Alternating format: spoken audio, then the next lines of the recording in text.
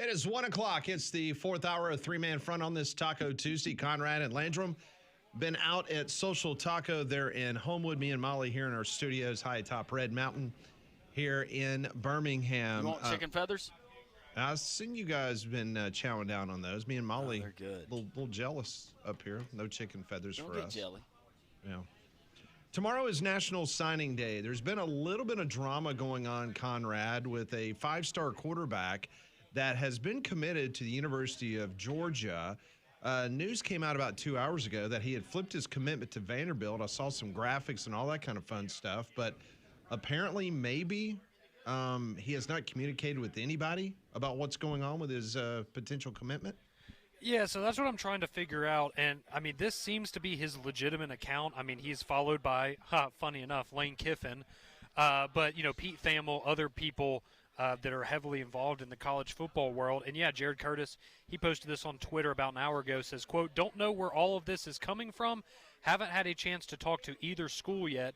I'll keep y'all posted," end quote. So maybe Jared Curtis to Vanderbilt is not 100% in the books right now, but it's being reported on social media, but then the quarterback himself saying he hasn't made a decision. So we will keep an eye on that over the next 48 hours. Also, with National Signing Day tomorrow, there is some strong indication that Alex Golish is ready to make some noise. And on three and Rivals, they are predicting that that potentially Alabama receiver commit Brian Williams is going to flip to Auburn from Alabama. And that was one of those. Yeah, okay. I remember Brian Williams. Yep. So apparently he had visited South Florida here recently. And so this is someone that Golish obviously will be bringing on board at Auburn. This is according to On Three and Rivals. So it didn't take long for Alex Golish to come in here. And you got a guy yesterday, 6'5", 220, hybrid-type tight end that flipped his commitment from South Florida. And they dropped the quarterback commitment from Pennsylvania, right? Auburn did? Yeah, the Peyton Falzone guy, and apparently the quarterback that he had signed at or committed at South Florida is expected to flip his commitment. He's like a 6'2", 175-pound quarterback. Okay. 3-star. So get ready, because in the next 12 to 16 hours, you're going to hear a lot more of back and forth between other SEC schools. Joining us now on the Higginbotham Hotline, joins us every Monday on this program. I'm sure he's got an opinion or two on Lane Kiffin heading to Baton Rouge. Meat joins us here on Three Man Front. Hey, Meat. Hey, boys. Would it surprise you to learn I am actually higher on Golish to Auburn than Lane to Baton Rouge? Are you really? Okay. Tell more. I think Start there. I think Golish is an excellent football coach. All I have been doing since the announcement was made on Sunday was hoping being forced to keep B.J. Durkin makes him so unhappy he doesn't want to stay in Auburn too long, because I think he's good enough to really make some noise there. Okay. What about Alex Golish has caught your eye? I think he is a really good play caller. I think we have seen in those games when they play Alabama, when they played Miami earlier this year, when they played Florida this year, he is really good at scheming up a game plan that maybe doesn't erase talent gaps, but really closes how big of a talent gap a school like USF should have compared to an SEC school. And on top of that, I think if you ask a lot of Tennessee people, he was pretty instrumental in getting the pieces that Josh Heupel needed to implement that offense as the Vols were kind of remaking themselves. So let me ask you, when it comes to, John Summerall, he goes to Florida. Alex Golish, he goes to Auburn. You said you maybe like that one more than Lane Kiffin. Do you like Alex Golish more than any of the other hires, or are you just looking specifically at the Lane Kiffin one? Because we know, obviously, John Summerall was a popular name for Auburn, and I think a lot of Auburn fans still maybe were hoping that's the direction they ended up, but now they have Alex Golish. Yeah, I don't know if I told you guys this a while back or not, but, I had someone at UNC tell me that part of the reason that the Belichick thing happened so quickly when it was introduced, is because they were convinced that Summerall had an SEC job in mind that he might look at even after 1 year at UNC. And I always thought that might be Auburn. I'm genuinely shocked that didn't happen. I'll acknowledge that I know more about Golish at USF just because they have played the local schools up here in addition to Alabama than I do about Summerall as a coach. But, I know what Summerall's reputation is. I know that there were people here in the Chapel Hill area that were less than pleased that he did not end up being their coach. All right, Demetri, let's talk about tonight's college football playoff rankings as we're getting ready for, obviously, the next to the last rankings. The Sunday, we'll find out for sure who's in and who's out. Do you think it's predicated on Bama's success in the SEC championship game, whether they get in or not? It's really hard for me to believe, given the year that the SEC has had, that even with 3 losses, if one of them is in the championship game, that Alabama would be left out. Like, I just don't see how the committee can send the message that you would rather miss your conference championship game than play for it. Like, that's not good for the sport. I also think that the long list of ranked victories is going to help this team out.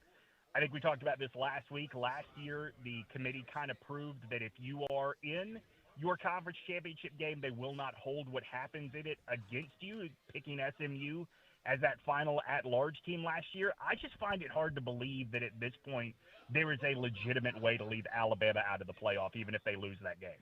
All right, Meat, you look at the entire field and the teams that we believe will be in. Is there one in particular that you feel higher about than others? Is there that potentially Ohio State that you think hasn't tapped into their full capabilities and it gets put on in display for the college football playoffs? It's a team that I think I don't know if this is the kind of answer you're looking for, Landry, because I think Texas Tech is going to be one of the top 4 seeds, but boy, I think that defense is really good, and I think that they are going to surprise somebody like an Indiana that really hasn't been tested outside of the one game against Oregon this year with like talent. I think Texas Tech's a dangerous team once the playoff starts. So, Demetri, I wanted to get your thoughts because I know you're obviously an Alabama alum like myself. And, it's interesting going into these matchups with Georgia, right, is there's always that feeling, at least in my opinion, of, okay, this game could kind of go either way, but you have the history of Alabama and their success over Georgia, in the corner there with you. So how do you see this one? It's hard to beat a team twice in the same year. Just kind of talk about what you've seen from both Alabama and Georgia since that first matchup and how you think that'll play out on Saturday.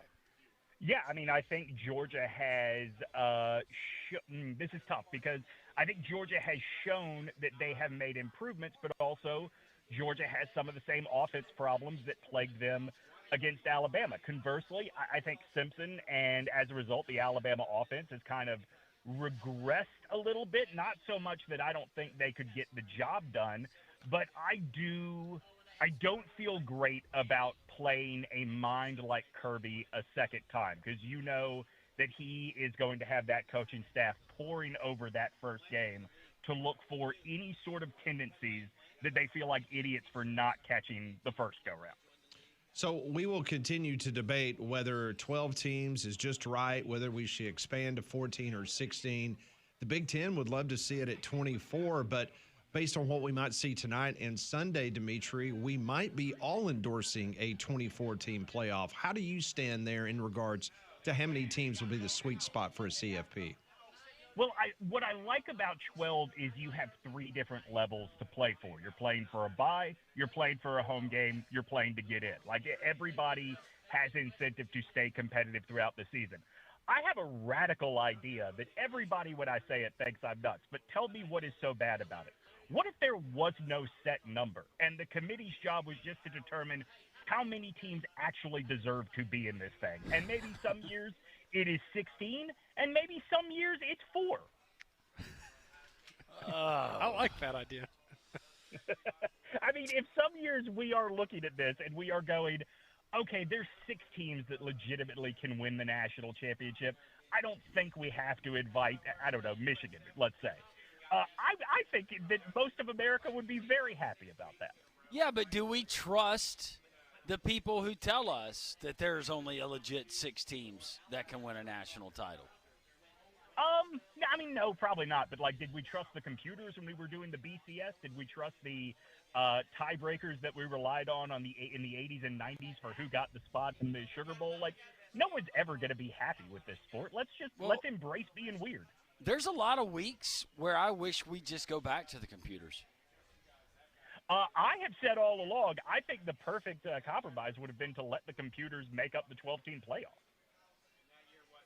Make up the 12-team playoff, and you guys can debate where the seeding should happen. Right. Like, we're headed towards everything being AI and people not being needed anyway. True. Let's do it that way. I like that. Okay, so I did, while we're talking about the playoff, I did, because this was all the buzz, right, for about 24 hours, and then Alabama won the Iron Bowl, and it's kind of tapered off a little bit since then. I want Demetri's thoughts on Texas and their college football playoff resume, because obviously, right, you have people in one corner, well, if you don't let Texas in, then why did they play Ohio State, and that game didn't mean anything, and they should have just played a cupcake. Conversely, if you beat a really bad Florida team this year, we're not having this conversation. So I'm curious, your assessment of Texas, their playoff resume. I find it hard to believe that they have any shot of actually making it in the 12-team field on Sunday, but I just kind of wanted your thoughts on that, Demetri. Yeah, I mean, I just think there are too many teams ahead of them right now that have a stronger case, including Vanderbilt, who is in the conference, who you can look at, common opponents against. If Texas gets left out, it's not because they lost to Ohio State. It is 100% because they lost to Florida. And if they want to argue that it's because they lost to Ohio State, well, maybe if you had made some effort in that game and not put up a mere 7 points, maybe that's an argument against you. But I truly think that game gets thrown out as we are evaluating the legitimacy of Texas as a college football playoff candidate. So I got to ask you, now that the season is over with for the North Carolina Tar Heels, will Belichick go up to P-Town for vacation, or we go to, like, maybe Cape Hatteras, Cape Fear? Where's he going? Well, he is not staying in the state of North Carolina. That is a real pattern that has developed whenever Bill Belichick has even a day that he does not have to be at the facility. I've got a piece coming out at Awful Announcing tomorrow, talking to a bunch of people that sort of experienced this season, covering UNC at various different levels. And I'm surprised how open people were that, have to do this for a living, that would say, I just can't see us doing this again next year. But if that's going to be the case, boy, did we get a late jump on it in this particular cycle. I am curious, Meat, with all of the coverage that we had on Lane Kiffin this weekend from ESPN's Marty Smith, is there anything that coverage lacked that you would like to incorporate if you could do it again? Okay, so this is no offense to Marty. He is a much better journalist than I could ever be. However, when Lane said that his heart was at Ole Miss and he asked Lane, what was it about the LSU job then that made you take it? And Lane said he didn't want to get into it, I would have loved for Marty to press him and say, no, damn it, I waited 48 hours. You're going to answer this question. That would have been awesome. Well, a hot topic for us earlier in the show, and I'm sure you've seen it on social media. You've heard about it as well.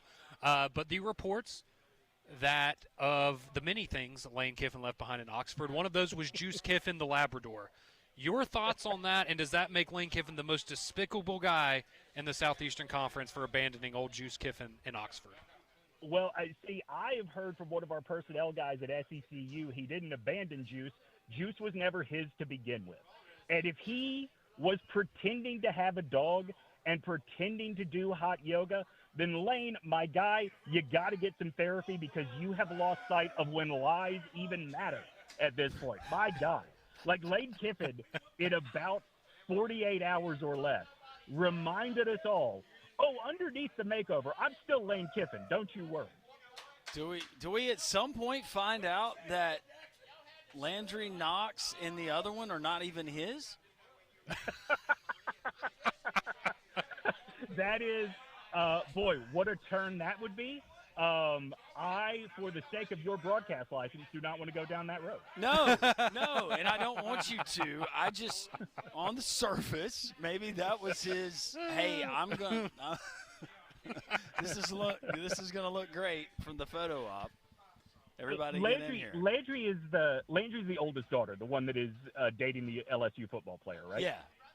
Yeah, she looks like him in a wig. There's no way that's not him. No, I know. I know they're his kids. I was just Demetri. I mean, they look so much alike. I'm not saying she's not an attractive do. girl. No, I know. I know. They do. I know. This is why we love you, Meat. Yep. Well, it's what I'm here for. All right, what's on the bubble bath later this week? I think we need to review who all the losers were in this LSU hiring lane situation because, I mean, good for Governor Jeff Landry not having to run for re-election because LSU did everything he promised they weren't going to do. And LSU, boy, did LSU just look like they do not even know how to negotiate in this situation. That is Demetri Ravanos. You can follow his work, SEC Unfiltered, also Awful Announcing. Meet, always a pleasure. I look forward to catching up with you again next Tuesday. All right, boys. Talk to y'all then. Thank you. Demetri joined us on the Higginbotham Hotline. You deserve solutions that are built for you. Higginbotham is your one-source solution for insurance, financial, and HR services. Coming up next, Don pays off the bet. He does his best rendition of the University of Alabama fight song. You don't want to miss it live from Social Taco on a Tuesday on Jocks.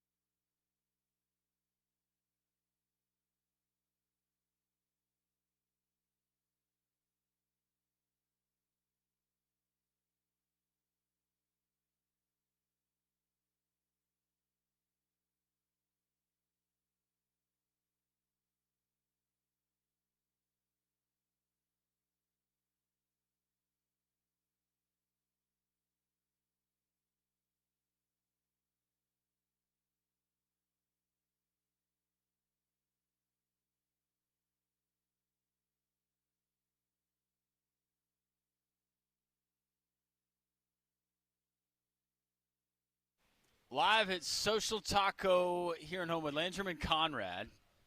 Pat hanging out in the studio. Jocks. We've got Don and Stan, the godfather of Auburn football, joining us here. What was the bet, Conrad, that you and Don came up with last week? It was just based on whoever. If Alabama won, he would sing the Alabama fight song. If Auburn won, I would sing the Auburn fight song on the show today. Those of you watching on Jocks TV can see Don and then number 34 next to him. That is not Bo Jackson, in case your eyes are doing weird things like mine today. That is Stan. Don, are you ready? I'm ready. All right. All right, everybody. Have you practiced? I did practice, but Sunday when I did this on another station, I forgot the words, so I got the words in front of me today. Beautiful. All right. Let me know whenever we're ready. All right. Hastings, you ready? You're going to grade? We all ready? Big Alabama grad? All right. All right. 3, 2, go. Dun, dun, dun, dun, dun. Yay, Alabama, Crimson Tide. Every Bama mind's behind you, hitch your stride. Go teach the Bulldogs to behave. Send the Yellow Jackets to a watery grave. And if a man starts to weaken, that's a shame. 'Cause Bama's pluck and grit have writ her name in crimson flame. Fight on, fight on, fight on, man. Remember the Rose Bowl, so win then. Hey. So go on to victory. Down 'em Tide, your Dixie's football pride. Crimson Tide, roll Tide, roll Tide. All right. Hey, great job, Don. Good job, Don. That was great. Good sport paying off the day. Instant reaction, Conrad. My instant reaction is, are there any reality singing shows doing local auditions in the next couple of days? I think we should get Don on the X Factor, American Idol, The Voice, The everywhere. Golden Voice. The Golden Voice. I thought that was very good, Don. No, that was good. And I appreciate you tried. pulling up the words so you got it all right, because we know people would. What? Well, because you used to be an Alabama fan. What was Stan doing? I don't know. Stan was trying to chime in every now and then. I think that, yes, we're good. Thank you, Gary. I don't know. That's a great question that could be asked often. So that's a good question. But Okay. Don, a good sport, paying off the bet. I'm just glad that I was not the one paying off a bet for once. Jamie texting in the show, he says that was actually better than the majority of my fellow students at Alabama could have done between 2009 and 2013. Yeah,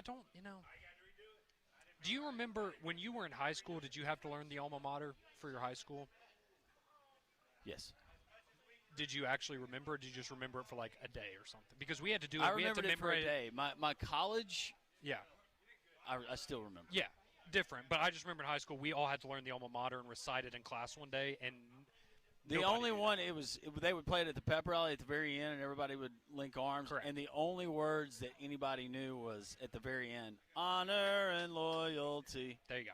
And that's how we would close it out. That's all you need. Kevin says Don singing that makes me forget the Shirley Q liquor version. Yes, someone saying get Don on the Voice ASAP. That's what I'm saying. Another text. You said Don was going to sing, but all I heard was Kiffin's abandoned dog howling in sorrow.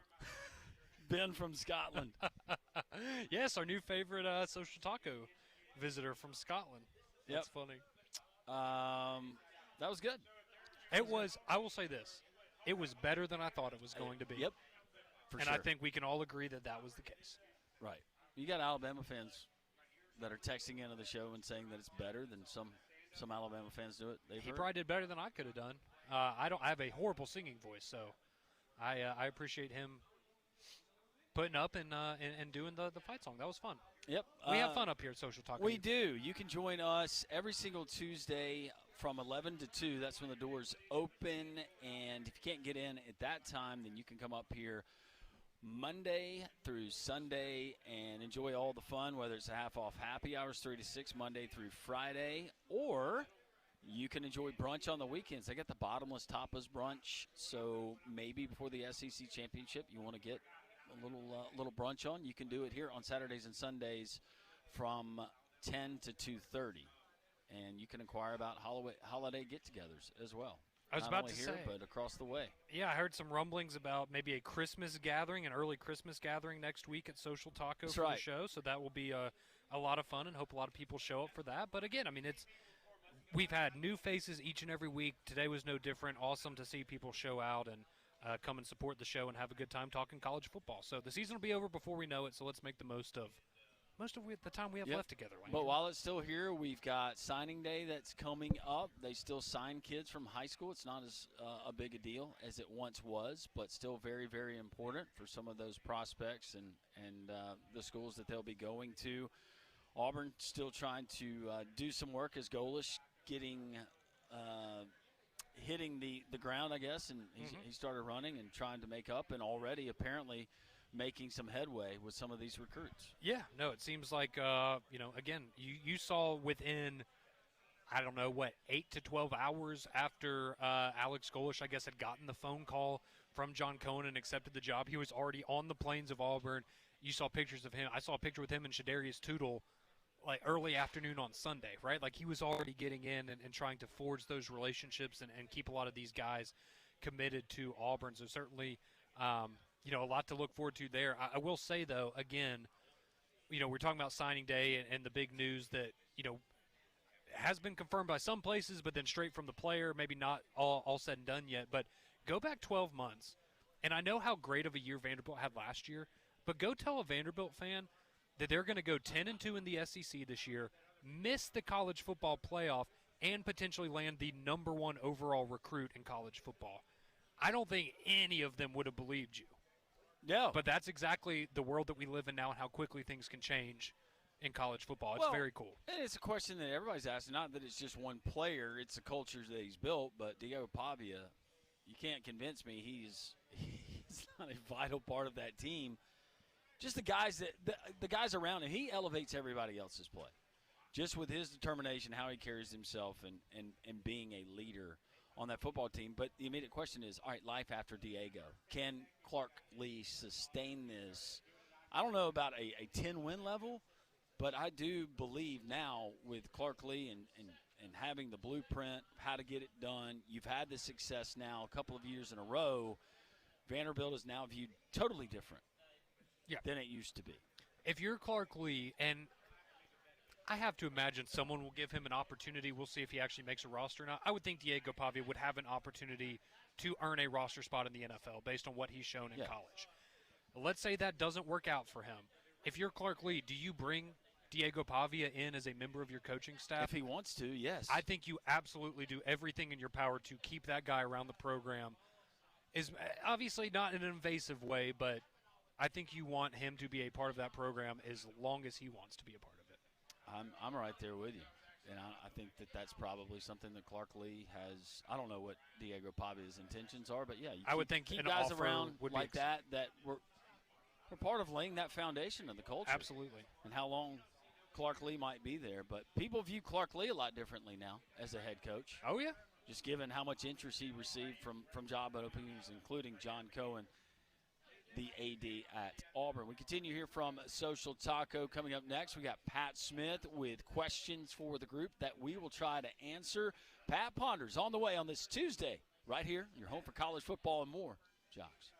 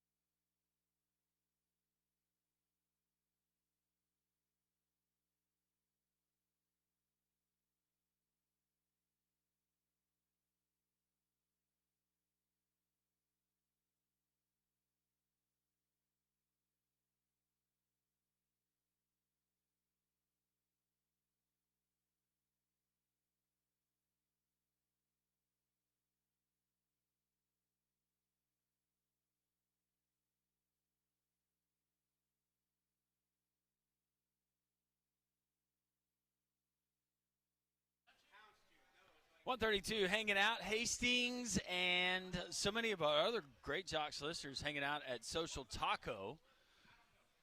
Landrum and Conrad here. Pat is in the studio, Jocks, along with Molly, and your participation every single day on the show has been great. A lot of talk about the college football playoff. We're going to get those rankings revealed tonight. The question is not if Alabama's going to be in there, but maybe the positioning, the posturing of the playoff committee and what we could see potentially on Sunday after all the championship games are in the books. So this is just a hypothetical that I thought of, and, I mean, we don't really have – I mean, okay, yes, I am a fan of Alabama, and I want them to make the college football playoff, but we are not Notre Dame or Miami fans. And I thought of this scenario earlier. I know the Miami fans would absolutely not want to do this, I don't think, because they would say, well, we already played this game. But neither team's playing this weekend. You want the play-in. What if you had Notre Dame and Miami play again, and the winner goes to the playoff and the loser stays home? I'm all about the play-in. Let's do what we do for the NCAA basketball tournament in Dayton. Let's take the 4 teams that everybody has been splitting hairs on, and let's go this team versus this team versus this team on championship weekend.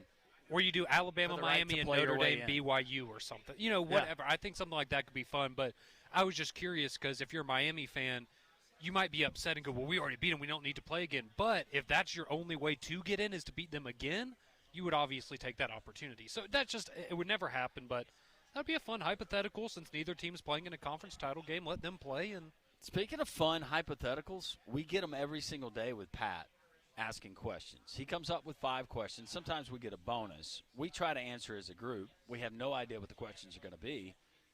This is what we call Pat Ponders.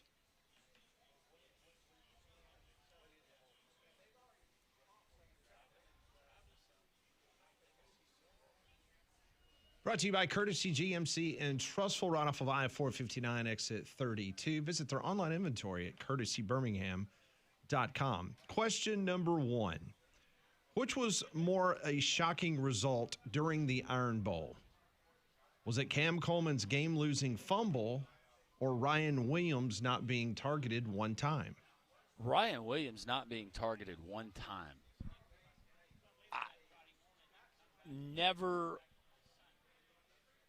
You could have told me that was going to happen, and I wouldn't have believed you. And I would have bet against it happening. Yeah, it's got to be that. Again, if you had told me, oh, he's going to have 3 catches for 30 yards in the game, like, okay, I could have seen something like that happening. But not even getting a target while you're on – and he played, 30, 35 snaps? So, I mean, that's – Was he that covered up? I just think, hey, you heard Kalen DeBoer afterwards. He said, hey, he was on the field. There were opportunities for the ball to go to him, but the ball went to other places. So, yeah, I think that's got to be the most shocking. That was the second most shocking part of the game behind Connor Talty making a 45-yard field goal. No, I think it's Ryan Williams, too, because the thing about Cam Coleman is I think we all kind of predicted that Auburn was going to lose in heartbreaking fashion. It was just a matter of how, and that just seemed to be it. So it wasn't really that surprising to us, I wouldn't imagine, so I'd go Ryan Williams. Good point, Molly. Watching Auburn, I would guess a lot of Auburn fans were this way. I don't know, Alabama fans, maybe you were more nervous. I was just curious as to how Auburn was going to lose. Well, that's like Don asked me earlier. He said, when it was 2020, did you just get really nervous? And I said, no. I mean, certainly could have lost the game. But, again, we've just seen time and time again that has not gone in Auburn's favor. I was going to say, if Auburn scores that touchdown, do they go for 2 or they kick the extra point? Oh, you go for 2 100%. You try to win the game. Question number 2. In hindsight, do you believe Keith Carter should have forced Lane Kiffin on the bye week before Mississippi State to make a decision on his future instead of this previous weekend sideshow? I do, because that gives you more time to collect yourself. Maybe you get a foothold in on the John Summerall conversation or any of the other candidates. But, yeah, you let it – you go ahead and you take care of it now. Plus, at that point, theoretically, you would have Pete Golding as your head coach at that point. He has already led you to a win over your rival on the road in Starkville. Then if there's anything hairy going on with the college football playoff committee, they've seen that coach coach that game and win a football game.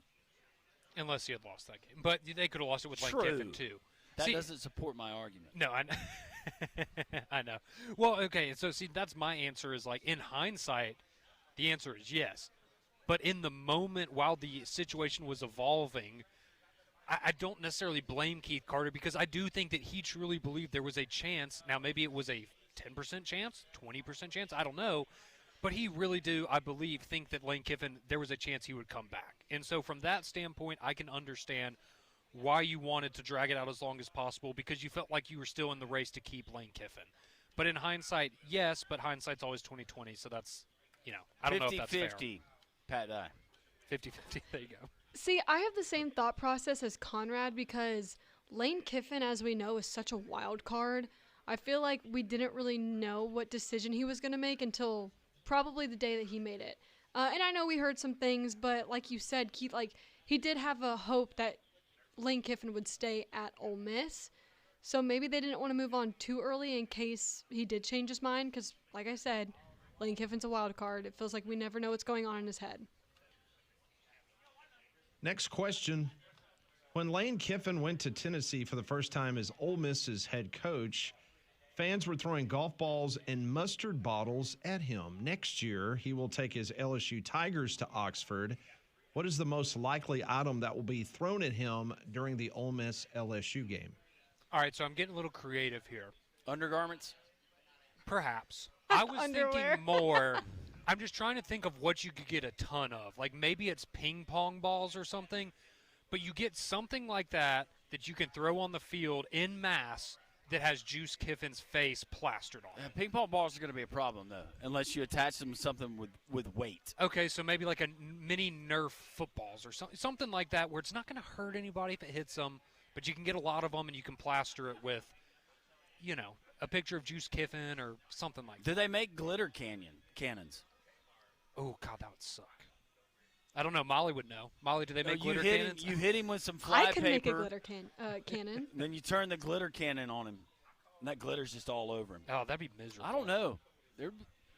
I've got some ideas that I probably shouldn't share on the air about things that could be thrown. Molly? What if the kennel collects? Ole Miss people are smart. What if the kennel collects something from Juice over the next year and they just What compile about all dog of treats? that? Well, Yeah, for some dogs, they're treats later on, maybe. Yeah. Molly, Sure, do you got a recommend it. suggestion? I was thinking undergarment. Yeah, undergarments. That's good. But big old nasty undergarments, like britches. Like- Hey, Conrad, what were Yes. they throwing out at WNBA games? Green objects. Little We've gone down that path once this year, Pat. I don't know if we need to do that one again. the Gumby figurines. Yeah. Action figures. All right, let's stay on the Lane Kiffin train, shall we? Let's do it. Never got off. Now that Lane Kiffin is not coaching in the CFP, what percentage of chance do you give ESPN to have Lane as a studio analyst for the Ole Miss game? Because if they offered it, he would 100% do it. Yeah, he would want to do it, but does ESPN go, no, we might be That seems a little. might be twisting the knife a little too much? Yeah. I'll say 30%. I was going to. Man, I wish it was higher. I'm going to say, like 15%. I'll say It won't. 10. It won't happen, but it would be awesome. It would be awesome. Could you see him? I think this is more likely. What if he's a guest on game day this weekend? Could you see that happening? Or is that still too soon? I think it's too soon. I do too, but I think this was a really, really bad breakup. It wasn't great. But this way you could have him on. Ole Miss isn't involved. They're not playing this weekend. I don't know. It'd be fascinating. What's your guess, Pat? You know those folks. I would say it's pretty slim. I'd go. Who said 10%? Was that you, Molly?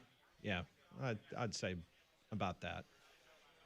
Okay. But it would be gold. Oh, it'd be gold. It'd be good. Who knows? He might offer himself up to be there in Atlanta on set for SEC championship. We game. need Nick Saban and Lane Kiffin a one-on-one interview on game day. And Nick Sign me up. crying like Tom Rinaldi. I was just so happy, Lane, because I left a part of my heart in Baton Rouge, and you picked it up so for me, funny. Lane. What if I told you that after 8 chances, Lane Kiffin had still not learned anything? Now, Nick would ask him, hey, after I fired your ass, is that why you were so mean to Juice? Is that why you left Juice in Oxford? Did I make you callous?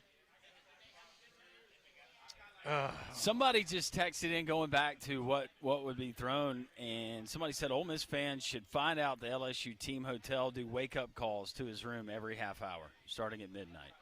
You're assuming that he's going to sleep and he's in his own room. Yeah. Oh. There it is. He is embedded, as we learned yesterday. Embedded. That's right. Firmly there in Baton Rouge. Does he ever go back to the state of Mississippi? Not without a police escort. Will he be welcomed in Starkville? Actually, yes. I think they might be a fan of him right now. Because we have to deal with you at LSU, but you're gone from our rival, so we'll take it. I don't think the athletic director at Mississippi State's very happy with him since he called him out on national television. Oh, yeah, that's right. Oh, yeah. Fair. Good point. All right, next question. That Lane. Mark Stoops is the 5th SEC head coach who had been fired this season, and they are owed a combined, the five, $138.3 million. Which of the 5 coaches fired should have been given one more year, in your opinion? I think it's Hugh Freeze because they were just so close. One more year? Which one, if you had to give one more year to, could you make the case for?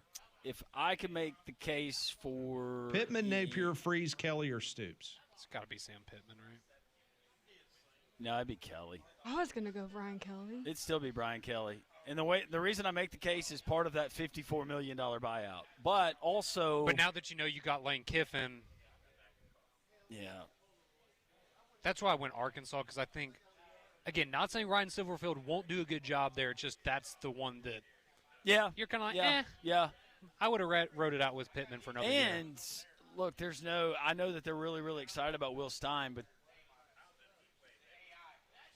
I think if Kentucky doesn't lose 41-0, maybe he's still there. But you lose 41-0. But going back, yeah, I would rather have Sam Pittman as my head coach than Ryan Silverfield.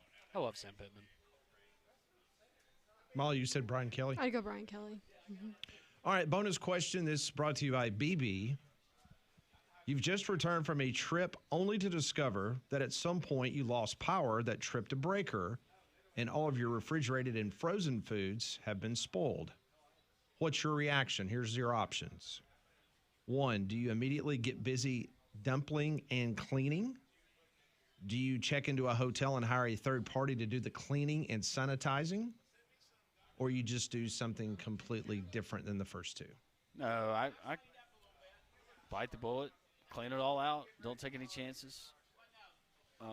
Depends on how bad you were or long you were gone. But some of that stuff in the deep freezer, like meat, oof. Some of it would be rough. See, but there's some things like, maybe this is just me. Like I'm still sniff testing some of the things. You are? Well, maybe some well, of it it depends still. on how long were you gone. Well, okay, not like your neighbor raw. says, yeah, it went out last Saturday, well, and it's a week later. You're not going to cook that ground beef, are you? No, not raw meat, but like. I don't know how long are green beans good for in that fridge? I don't know.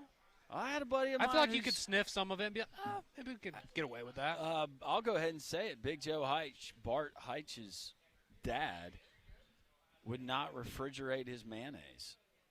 Ugh. Well, he didn't on this trip anyways. I don't like mayonnaise in general, but. Well, it didn't hurt him. Okay. I wouldn't do it. No. I don't know. Do you not have times now where you're like,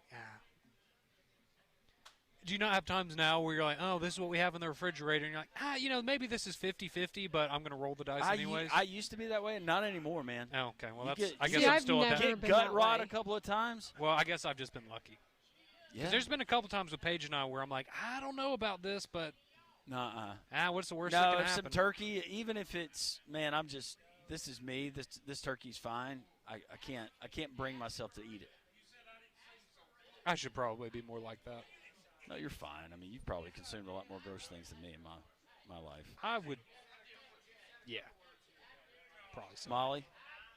I would throw everything away. Everything. No question.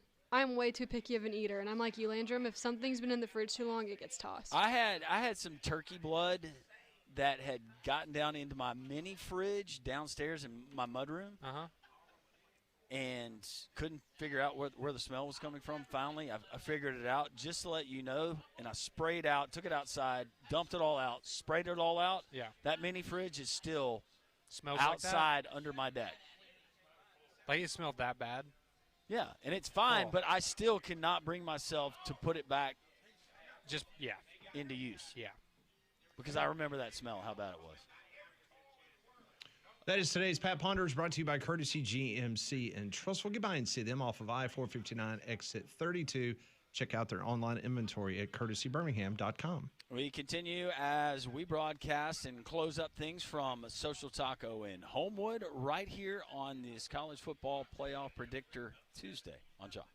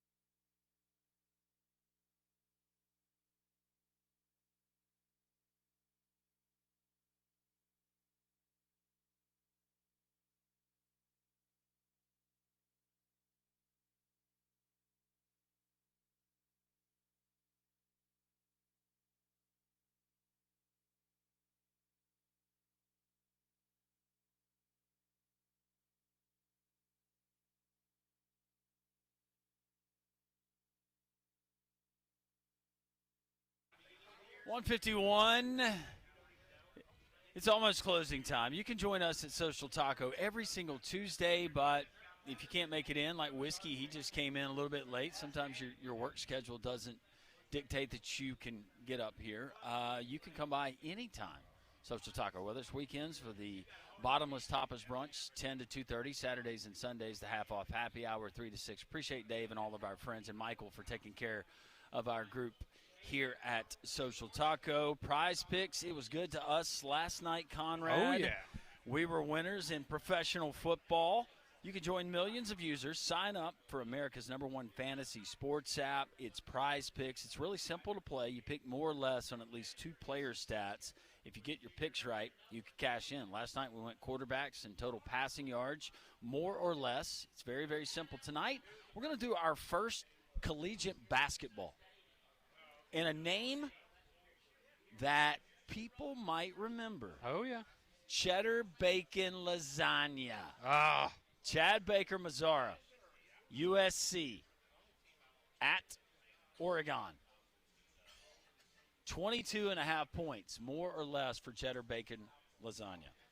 Yeah, he's been good this year. He's averaging 20 points a game for USC. I'll go slightly less on this one. I'll go slightly less. Cameron Boozer, Duke. Have you watched Cameron Boozer play? Him and his brother are I did watch Carlos play, but yeah, him and his brother are fantastic. Duke is very, very good again. They take on your defending national champions, the Florida Gators. 26.5 points, more or less, for Cameron Boozer. I'm going to go more. He had 35 against Arkansas in their last game. He is one of the best players in the country as a freshman. I'll go more for him. I think he has a big night against the defending champs. All right, there you go. It's really simple to play, as we just showed you. So download the Prize Picks app today. Use code WJOX to get $50 in lineups after you play the first $5 lineup. That's code WJOX, $50 in lineups after you play your first $5 lineup. Prize Picks, it's good to be right. Well, we always enjoy your engagement on the show on the Courtesy GMC text line, and we will go there now and try to get through as many of these as we can before we call it a day here and hand you off to the Paul Feinbaum Show. So this one comes in from Adrian and Moody.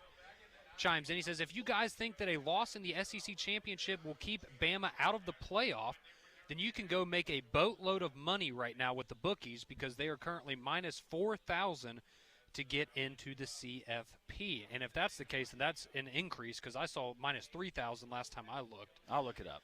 But, yeah, if it's minus 4, either way, currently, yes, that would be an opportunity for you to make a good bit of change on Alabama if they were to not miss or not make the college football playoff. And we are currently trying to find the latest. But, yeah, the last I saw was minus 3,000 for Alabama. If it's the minus message 4,000 I just got was, you've triggered our firewall. Well, let's get out of that. What did you do there? I'll tell you what I'm not doing. I'm not clicking on that. Let's see. This text rolling in says, how hilarious if Ole Miss went all the way and won the Natty after Lane Kiffin already left. If they were to do that, do you still give them a ring? I think you have to, but I could see the pettiness maybe setting in of, is there a way we could go without giving Lane Kiffin a ring? No, you don't give him a ring. You give him a Something brooch. Or maybe half of a locket, a heart-shaped locket. A yoga mat with the national championship year on it. He would love that. Yes, he would. While he's doing downward-facing juice. That's going to do it. Appreciate all of you. God is great.